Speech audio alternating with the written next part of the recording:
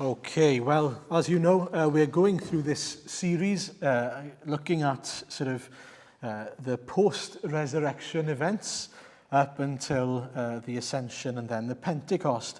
And you might be thinking there's a bit of a deja vu experience here. We've read about Jesus appearing and showing his hands before. Yes, we looked at another account of that passage, of this passage, last week.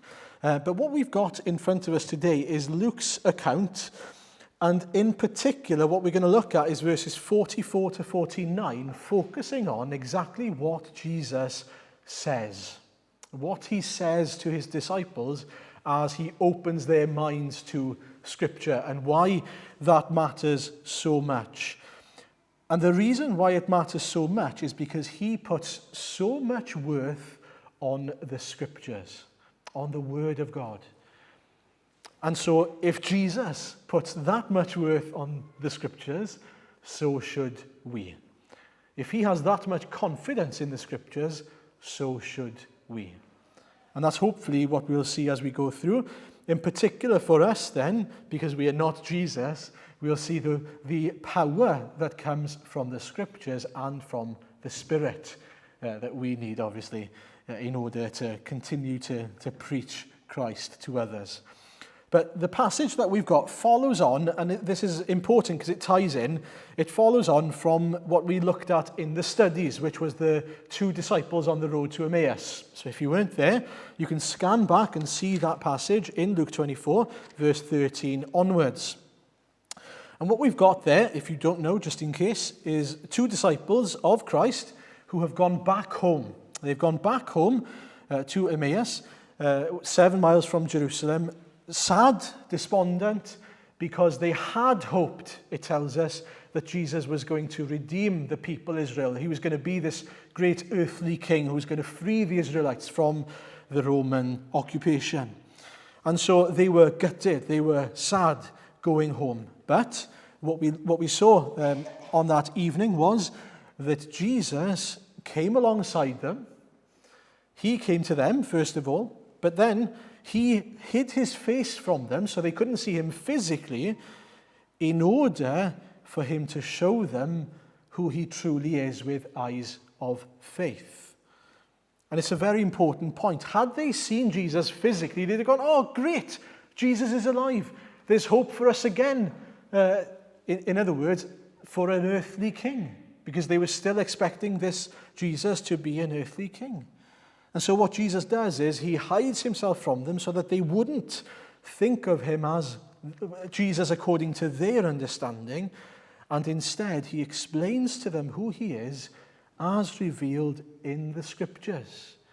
And what it teaches us is that the Scriptures reveal all that we need to know about Jesus in order to know him truly, to know him properly. And what it ended up doing was causing the hearts of these two disciples to burn within them as he was explaining the Scriptures to them. Their hearts didn't burn within them because of this magic appearing act at the end when Jesus sort of appeared physically to them again. It was more about the spiritual appearing, the showing them who he truly is through the Scriptures. And really, what we've got here tonight is the same again. The same thing happening again. Jesus revealing himself to the people in front of him, to the disciples, through the Scriptures. And it shows us just how essential it is that we come to know Jesus as he reveals himself. In other words, not to come to conclusions based on our understanding, not to come to conclusions based on our experiences even. It's so easy to do it. It's so easy to fall into the trap of, deciding the type of Messiah we think Jesus is going to be. That's exactly what had happened to the disciples. Something else needed to happen for both the disciples on the road to Emmaus and everyone else who's in this room. So what's the key? What needs to happen? Well, we see it in verses 44 to 45. They need Jesus to open their minds. They need Jesus to open their minds to the Scriptures. Now, these disciples including that now the 10 disciples, were all people who knew the scriptures, but they didn't know the scriptures. Hope you understand the point. They knew, the content of the Old Testament. They understood the stories. They knew about Moses and the law. But they didn't know what it was all about. They didn't know how it pointed to Jesus. They didn't understand it in the fullness of the gospel. And until Jesus opened their eyes to it, they weren't going to see it. He had to do that for them. There had to be a work done through Jesus. And it teaches us that we can read the Bible, scholars can read the Bible and miss the point. They can miss Jesus. We read the Bible from a human perspective with a one-dimensional view, if you like. You can, for example, believe that, even as a Jew, you could believe that Moses existed, like they did, the disciples would have done, that they'd received a law, that they should have followed that law, that they were a chosen people of God, that God was going to provide a Messiah, but they still didn't understand that they fell short of that covenant, that they needed a new covenant through the blood of Jesus, as we'll celebrate at the communion. Now that is something that's revealed to us by God, and only by God. It's revealed to the disciples here then. Again, to us it's revealed through the work of the Spirit in our hearts. Every time you would read the Old Testament, there would be something missing until you read it, if you like, through the lens of the gospel, through the lens of the sacrifice of Jesus Christ. The gospel of Jesus Christ. Everything falls short until you get to the destination. You see, once you've got the destination, as we saw in Leviticus, it was incomplete. We've read and heard about, haven't we, in past months, sacrifices, tabernacles, festivals. But all of them fell short. They were all shadows. They were all types, pointers pointing to something else. Unless we get to Jesus, unless we have our eyes open to see sort of in two dimensions with a heavenly view of what God has done through his word and through redemptive history, we'll never understand what God has to say to us. We'll never understand the gospel. We won't understand the importance of the promise to Eve, the seed of Eve. The bronze serpent will be an incomplete story. The words of the prophets will not make sense if you don't get to Jesus. In fact, you need to start with Jesus and look back. Now, isn't that mind-blowing? We need to understand history starting with Jesus. Not finishing with Jesus, but starting with Jesus. And that's the great privilege that we have as believers, is to be able to start with Jesus and explain why we exist, why we are here, what God has done from the beginning in light of Christ. He is the fulfillment of all these things. And that's where he takes the disciples here. He explains to them that he is the fulfillment of all these things. Do you know the Old Testament you've been reading? I'm what it's all about. It points to me. It ends with me. Look at verse 44. He said to them, "This is what I told you while I was still with you." I'm not telling you anything new, but I'm telling you again now. And this time you will see, because I'm going to open your eyes to it. Everything must be fulfilled that is written about me in the law of Moses, the prophets, and the Psalms. They point to Christ. Then he opened their minds so they could understand the scriptures. The wording there is important. He opened their minds so they could understand the scriptures. He told them, "This is what is written. The Messiah will suffer and rise from the dead on the third day, and repentance for the forgiveness of sins will be preached in his name to all nations, beginning at Jerusalem." You are witnesses of these things. I am going to send you what my Father has promised, but stay in the city until you have been clothed with power from on high." So listen to what is said, what Jesus says. He starts off by saying, I've already told you that I had to fulfill everything that was written about me in the Old Testament.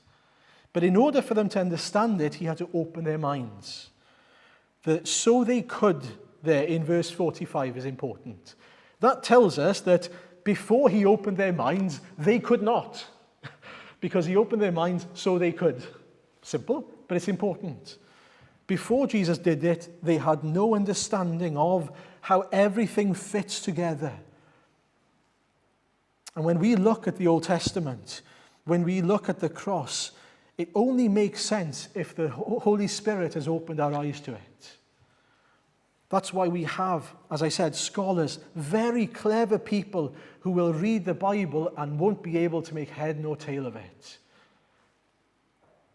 It's because it's more than reaching to the intellect. It reaches to the heart, to the soul.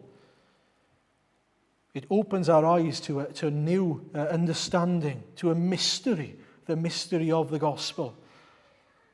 And so we don't reach or we don't aim at people's intellect when we preach the gospel. We aim at their hearts. And we pray that the Holy Spirit, as we preach the gospel, would reach into their hearts and open their hearts. The gospel itself is simple. Jesus puts it like this in the passage. This is what is written. And it's important because what he does is he doesn't just say, this is what I've done.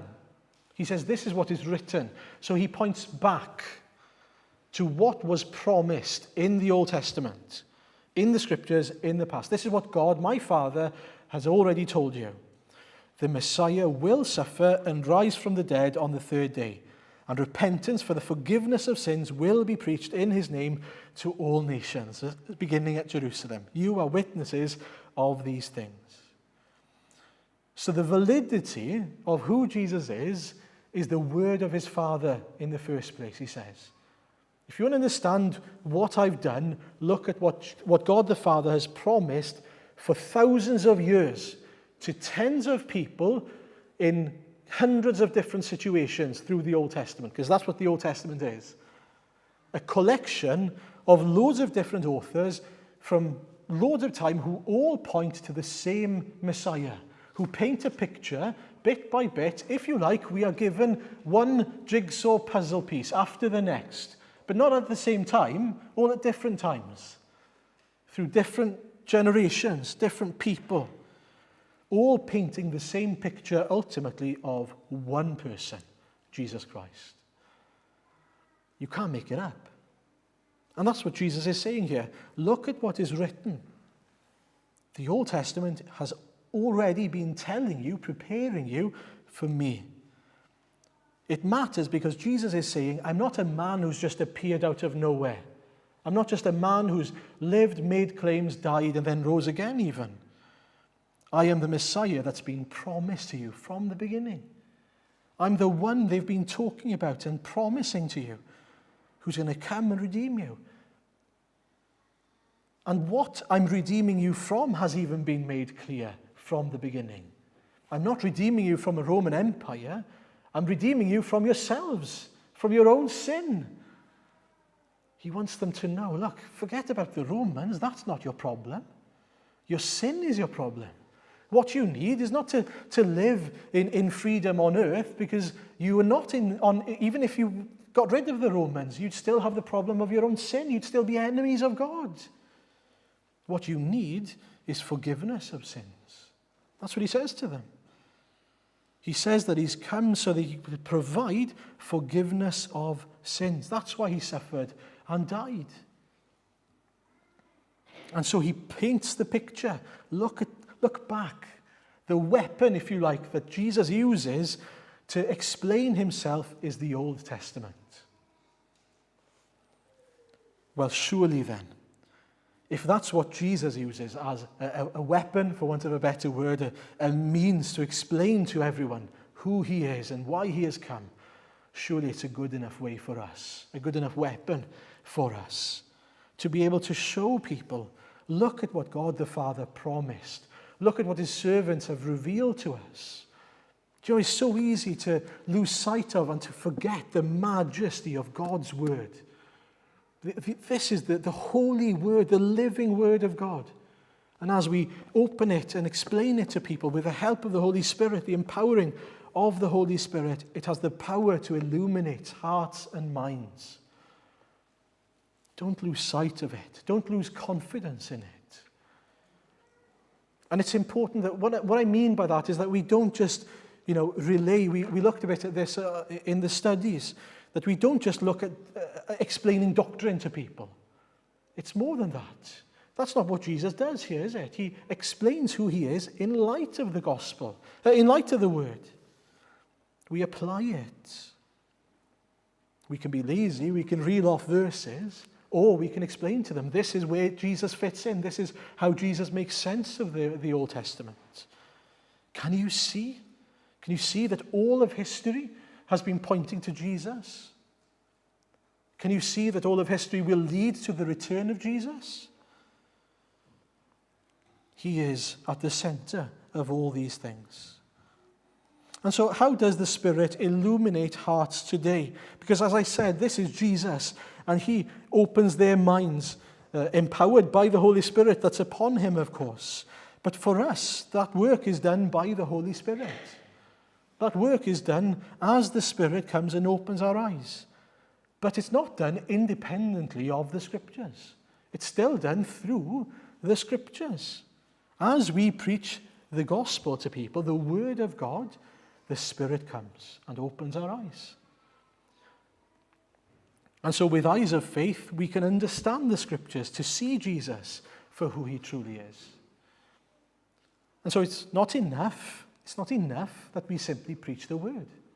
That's not going to save people. We need more than that.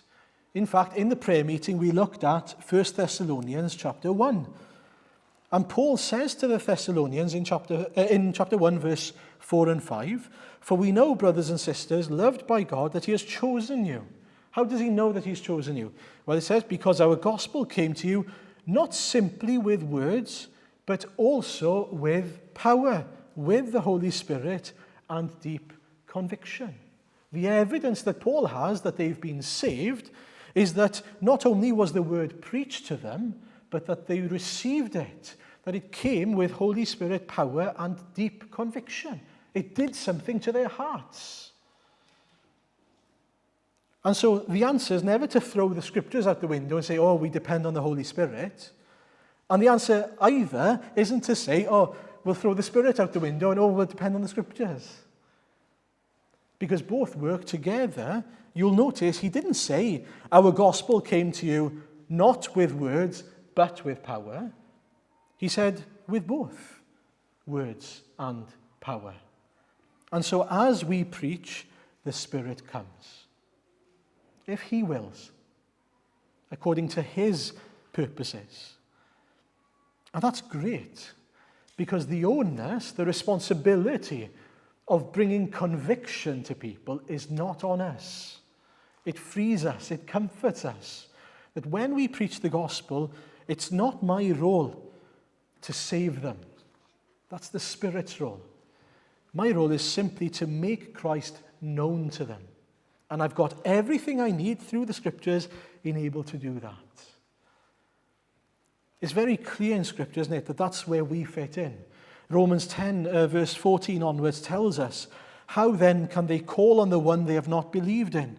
And how can they believe in the one of whom they have not heard? And how can they hear without someone preaching to them? And how can anyone preach unless they're sent? As it is written, how beautiful are the feet of those who bring good news. But not all the Israelites accepted the good news. Do you see the point? Preaching doesn't lead to everyone accepting. For Isaiah says, Lord, who has believed our message? Consequently, faith comes from hearing the message, and the message is heard through the word about Christ. And so, have confidence in the word, but also have confidence in the Spirit. Lean on the Spirit to convict, to break into hearts, appeal to their hearts, not to the intellect. We're not trying to explain logically to people, although the gospel makes perfect sense. We are understanding that in order for someone to be saved, there has to be a work done in their hearts. And this is important when it comes to people we've preached the gospel to time after time after time. If there are people in your lives that you've preached the gospel to, and they know it intellectually, they know the message intellectually, but it hasn't sunk into their hearts, that does not mean that they are hopeless. Because at any moment, the Spirit can come and open their eyes. At any moment. And we need to trust in that. We need to trust in not only his power, but his sovereign will and purposes as well. That can be really difficult for us. Because as far as we are concerned, we can't understand why not now? Why not right now? But God's timing is perfect. God's timing is perfect. Now finally, I want to look again at what Jesus says in these verses and what he reveals to us about himself and to the disciples through these words. I'm Jesus who fulfilled the law of Moses. That's the first thing. You'll notice that he says, it is written, everything must be fulfilled that is written about me in the law of Moses, the prophets and the Psalms. He says, I fulfilled them all. I fulfilled everything that was spoken about me. In other words, I'm something you are not. I'm perfect. I'm obedient. I've lived a life that you haven't lived. I've fulfilled everything that was asked of me. And our conviction of sin comes by looking at the perfect obedience and the life of Jesus. As we see Jesus for who he is, suddenly when we look at ourselves, we don't look so good, do we? We realize our own imperfection. But there's also comfort there, because as we again look to Christ, we see why he's done it. Why has he fulfilled the law of Moses? Why has he fulfilled everything that was said about him? Well, in order to redeem us, in order for us to be free. And so when we look back at the scriptures, when we read about the law of Moses, it doesn't condemn us. It doesn't burden us. In fact, it highlights the fact that we fall short, but it also points to Christ, the one who has fulfilled the law. It tells me I'm a sinner, but it also tells me I'm forgiven in light of the gospel. Secondly, Jesus tells us, I'm the Jesus who suffered and died and rose again to provide forgiveness of sins. Bearing in mind that these disciples were still thinking about Jesus as this sort of earthly redeemer, he gives them a glimpse of the fact that you've got this all wrong. You're missing the point. And it's been flagged up so many times in the Old Testament. I am that substitute. I am the lamb that was mentioned in Exodus 12. That was consumed fully, whose blood was painted on the doorposts in order for the angel of death to pass over you. I'm the substitutionary atonement in Leviticus that you've been reading about. Can't you see? I'm the high priest you've been waiting for. I'm the suffering servant you read about in Isaiah 52 and 53. All of which is a means to provide you forgiveness of sins. Isn't it amazing how once you understand the gospel, you understand the Old Testament as it is meant to be understood in its fullness? And we see there then that Jesus suffered and died and rose to provide forgiveness of sins to all nations, to all his creation, to all who come to him and bow the knee. Have you come? Have you bowed the knee to Jesus? Have you given yourself to Christ? Do you see who he is? And then he says, and finishing with this, and you are witnesses of this, he tells the disciples. In other words, you now have a purpose. Your identity is rooted in what you've seen. You are more than eyewitnesses. You are eye of faith witnesses. You see, what they were now telling people, they weren't just going around telling people. After this, they were going around telling people not only, oh, Jesus is alive and he's risen.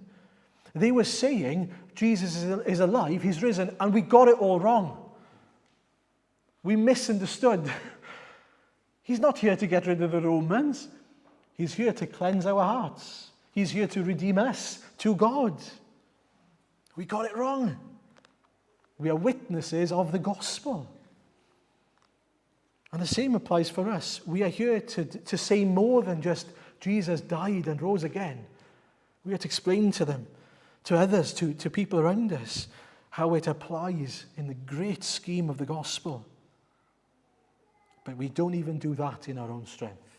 As he finally says, but wait until I give you the Spirit. Wait until I give you the promised Spirit from my Father.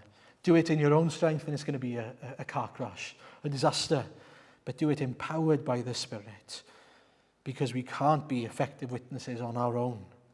And it strikes me that in John 14 and John 15, at the end of both chapters, you've got the promise of the Holy Spirit, almost in sort of the same way, just highlighting the importance to lean on and to wait for the Holy Spirit. And two things in particular there that's revealed to us about the work of the person of the Holy Spirit. One, the advocate, the Holy Spirit, verse 26 of John 14. But the advocate, the Holy Spirit, whom the Father will send in my name, will teach you all things and will remind you of everything I have said to you. If you want to understand the scriptures, you need the Holy Spirit. And so pray, rely on, lean on the Holy Spirit. We don't come to the word trying to figure things out in our own strength. I need to be clever. I need to do this. No, we pray. Holy Spirit, illuminate my heart and mind to understand the word that you've got for me today. And as we do so, we receive peace. My peace I give to you, he says, through the Spirit. And then John 15, he says, when the advocate comes again, whom I will send to you from the Father, the Spirit of truth who goes out from the Father, it says two things. He will testify about me, and you also must testify, for you have been with me from the beginning. Now, it sounds as if there's two testimonies there, but really, it's one testimony working together.